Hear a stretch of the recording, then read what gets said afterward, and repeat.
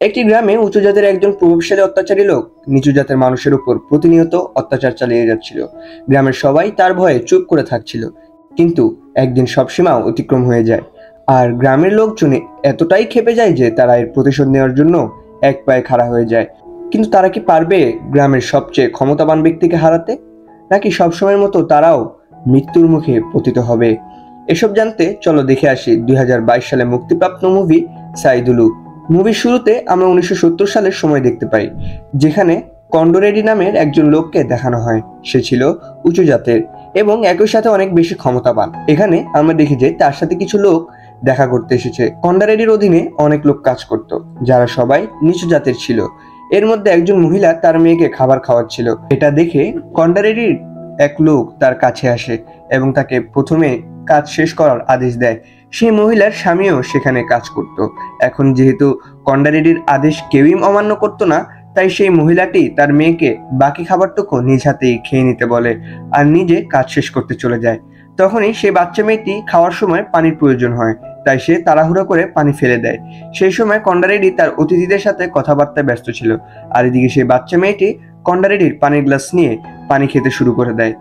এই দৃশ্যটি সেই মেয়েটির বাবা দূর থেকেই দেখে ফেলে এবং সে দৌড়ে গিয়ে পানির গ্লাস তার হাত থেকে ছিনিয়ে নেয়। কিন্তু ততক্ষণে কন্ডারেডির নজর তাদের উপর পড়ে গিয়েছিল।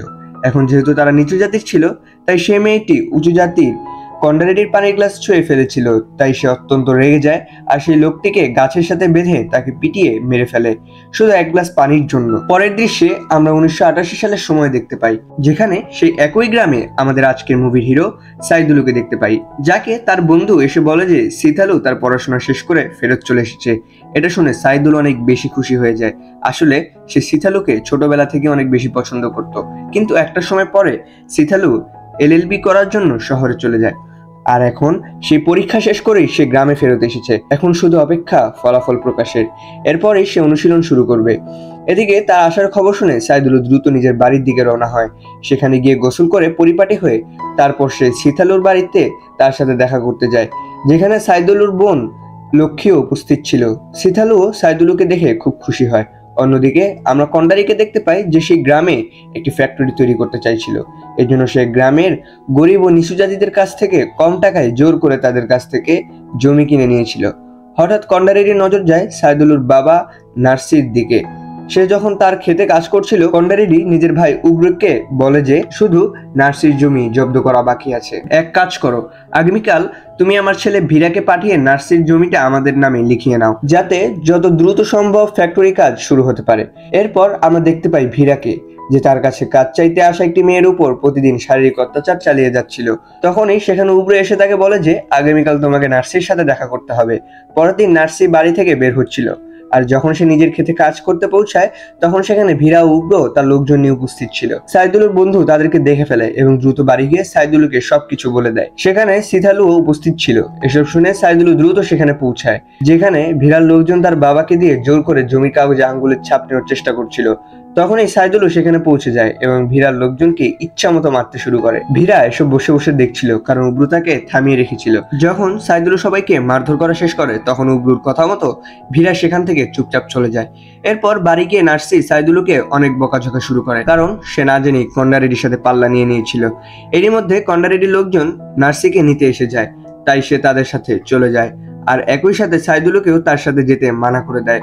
সেখানে পৌঁছানোর পর কন্ডারেডি বলে যে তোর ছেলে এত সাহস হয়ে গিয়েছে, এখন হয় তুই জমি আমাদের নামে লিখে দিবি, নয়তো তোর ছেলের মরা মুখ দেখবি। বেচারা নার্সি এই বিষয়টি শেষ করার জন্য এবং নিজের ছেলের জীবন বাঁচানোর জন্য জমির কাগজে নিজের আঙ্গুলে ছাপ দিয়ে দেয়। পরের দিন যখন সাইদুল এসব জানতে পারে, তখন সে অনেক বেশি ক্ষেপে যায়, কারণ এই জমি ছাড়া তাদের কাছে আর কিছুই ছিল না। তাই সে কন্ডারেডিকে মানার উদ্দেশ্যে রওনা হয়ে যায়, কিন্তু তখনই সিথালু তাকে থামিয়ে দেয় আর বলেছে আমরা আইনগতভাবে তার সাথে মোকাবেলা করব।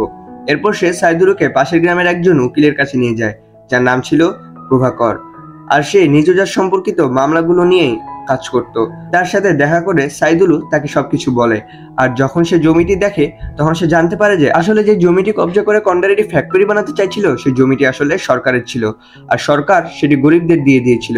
তাই সে জমির উপর কবজা করার কোনো অধিকার কন্ডারেডির নেই। সে সব কাগজপত্র তৈরি করে, আর সাইদুলকে সে কাগজগুলো গ্রামের তহসিলদারের কাছে জমা দিতে বলে। সেই তহসিলদারও নিচু জাতির ছিল। তার দাদা কোনো এককালে কন্ডারেডির বাথরুম ধোয়ার কাজ করত, আর তার বাবা কন্ডারেডির পা টেপার কাজ করত। কিন্তু তার ছেলে পরিশ্রম করে এই চাকরি পেয়েছিল, তাই সে সরকারের সাথে কখনোই বিশ্বাসঘাতকতা করতো না।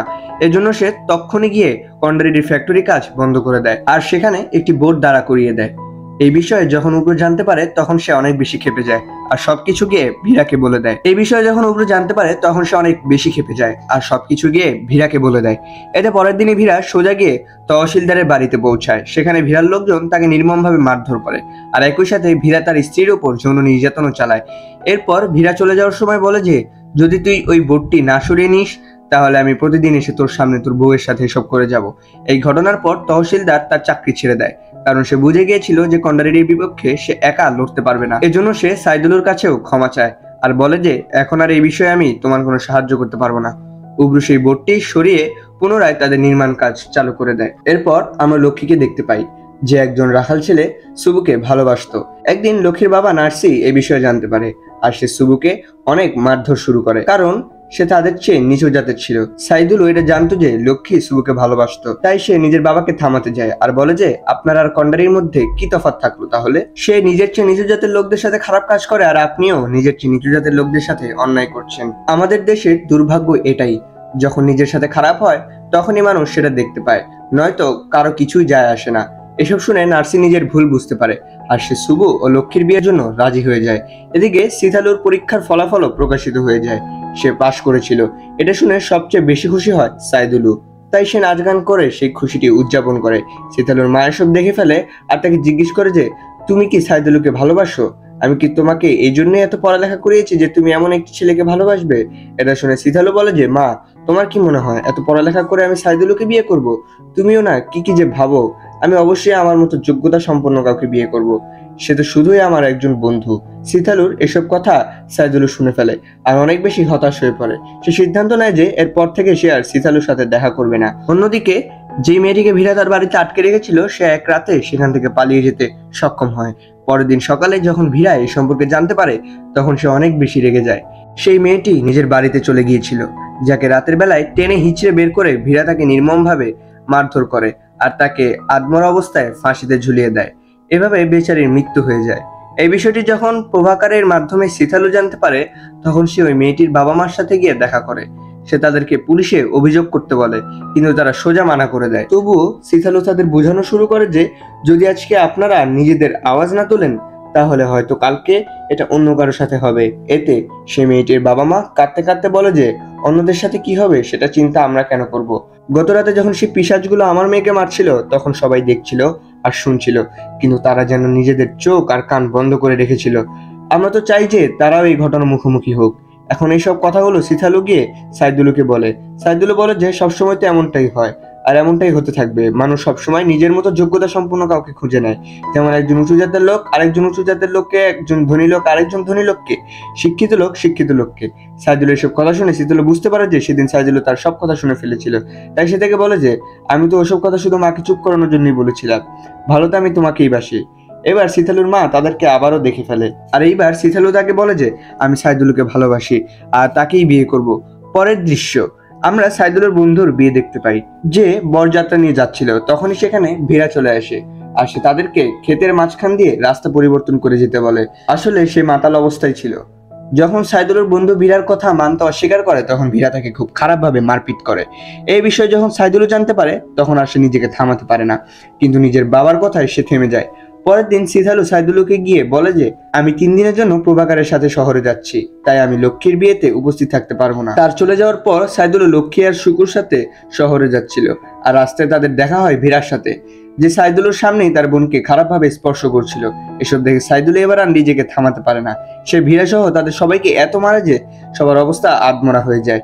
এরপর যখন কন্ডারিডি এই বিষয়ে জানতে পারে তখন সে সরাসরি লক্ষ্মীর বিয়ের দিন গিয়ে তাদের বাড়িতে পৌঁছায়, যাতে সে সাইদুলুকে শিক্ষা দিতে পারে। সেখানে গিয়ে তার লোকজন সাইদুলু, সুবু আর নার্সিকে অনেক মারধর করে। সাইদুলও তাদের মারার অনেক চেষ্টা করে, কিন্তু এত লোকজনের সাথে সে একা একা আর কতক্ষণই টিকতো। তাকে উগ্র তার লোকদের সাথে মিলে নির্দয়ভাবে মারতে শুরু করে। কিন্তু তাতেও ভীরার মন ভরে না। এজন্য সে লক্ষ্মীর উপর যৌন নির্যাতন চালায়। নিরুপায় সাইদুলও চাওয়া সত্ত্বেও কিছু করতে পারে না। তার অবস্থা অনেক বেশি খারাপ হয়ে গিয়েছিল, এমনকি সে তো উঠতেও পারছিল না। এদিকে লক্ষ্মী অনেক ভেঙে পড়েছিল, কিন্তু এত কিছু হওয়া সত্ত্বেও শুভ তাকে বিয়ে করতে রাজি ছিল। এরপর যখন সীতালু গ্রামে আসে তখন সে সব ঘটনা সম্পর্কে জানতে পারে। সে লক্ষ্মীর সাথে এসে দেখা করে আর ভীরার বিরুদ্ধে মামলা দায়ের করতে বলে, কিন্তু এতে নার্সি মানা করে দেয়। কিন্তু এবার লক্ষ্মী সিদ্ধান্ত নিয়ে নিয়েছিল আর সে সীতালুর সঙ্গে প্রভাকরের সাথে দেখা করতে যায়। সে পুলিশ অভিযোগ করার পরিবর্তে এই মামলাটিকে সোজা ম্যাজিস্ট্রেটের কাছে নিয়ে যায় আর ম্যাজিস্ট্রেট তার মামলাটি গ্রহণ করে নেয়। এখন না চাইতেও ম্যাজিস্ট্রেটের আদেশে পুলিশ ভীরাকে গ্রেপ্তার করতে বাধ্য হয়। অন্যদিকে সাইদুলু কিছুটা সুস্থ হয়ে বাড়িতে ফিরে আসে আর লক্ষ্মীর কাছে ক্ষমা চাইতে শুরু করে, কারণ ওই দিন সে তাকে বাঁচাতে পারেনি। এদিকে সবচেয়ে প্রথমে কন্ডারেডি প্রভাকরকে মেরে ফেলে। এরপর রাতের বেলায় সে ও উব্র এক হয়ে যায়। সীতালু লক্ষ্মী আর শুভকে রাস্তায় ধরে ফেলে। প্রথমে তারা শুভকে মেরে ফেলে, এরপর তারা সীতালু আর লক্ষ্মীকে তুলে নিয়ে যায়। পরের দিন লক্ষ্মী আর কোর্টে যেতে পারে না, তাই ভীরা ছাড়া পেয়ে যায়। আর এদিকে কন্ডারেডি সীতালু আর লক্ষ্মীকে কেটে বস্তায় ভরে তাদের লাশ সাইদুলুর বাড়িতে পাঠিয়ে দেয়। এসব দেখে সাইদুলুর মাথায় পাহাড় ভেঙে পড়ে। সে মাথা চাপড়িয়ে কাঁদতে থাকে। এখন তার সকল ধৈর্য শেষ হয়ে গিয়েছিল। সে সবাইকে বলে যে আমরা আর কতদিন এসব সহ্য করব। আমি যাচ্ছি কন্ডারেডির মোকাবেলা করতে, কারণ আমার কাছে হারানোর মতো আর কিছুই নেই।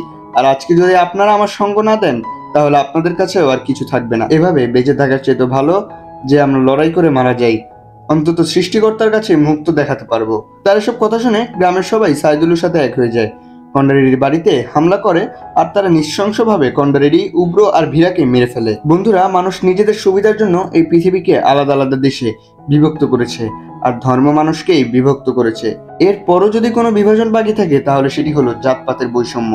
তুমি নিচু আমি উঁচু, এই ভেদাভেদি সমাজ যেন কয়েক ভাগে বিভক্ত হয়ে গিয়েছে। এসব করতেই যেন মানুষ এখন ব্যস্ত হয়ে পড়েছে, আর এর জন্য সবাই ভুলে গিয়েছে যে মানুষ আসলেই একই প্রজাতির। মানুষের পরিচয় জাতপাত দিয়ে নয়, বরং মানবতা দিয়ে হওয়া উচিত, যা তাকে পশু থেকে আলাদা করবে।